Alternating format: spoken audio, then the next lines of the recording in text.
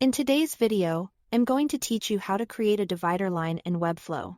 First, go ahead and open your project in Webflow so you can follow along directly inside the designer.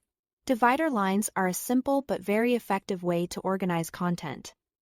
Separate sections and make your layouts feel cleaner and more polished. We will cover both a horizontal line and a vertical line, and I will explain the settings as we go. So it's easy to understand why each one matters. Let's start by creating a horizontal line, also called a divider. Click the Add Elements button, then drag a div block onto the canvas. This div block will act as the base for your line. With it selected, set the width to 100% so the divider stretches across the full width of its container.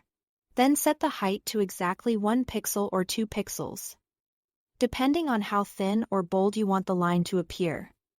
Next, go to the Borders section. Add either a bottom border or a top border. Then choose the color you want for the line. After that, set the border width to 3 pixels. This is what gives the divider its visible stroke. And using the border instead of a background color can make it easier to control the line style inside Webflow. Once the line is visible, adjust the spacing by adding margin to the top and bottom. This helps push nearby elements away from the divider so it doesn't feel cramped. A little spacing makes the layout much easier to read and gives the divider a more intentional look. Now let's create a vertical line, sometimes called a separator. Vertical lines work especially well between side-by-side pieces of content, such as navigation links, columns, or pricing tables. To make one, click the Add Elements button again and drag another div block onto the canvas.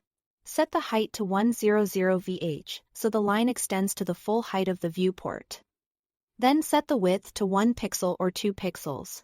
After that, adjust the spacing so the divider is centered where you want it to sit. Go back to the Borders section, add either a left border or a right border, and choose your line color. Then set the border width to 3 pixels. One important detail here is the parent div that holds your columns or content. Make sure that parent is set to Flexbox with display set to Flex. Then align to center and set the direction to vertical, so the vertical line behaves properly and scales to match your content's height. And that's it. Thanks for watching.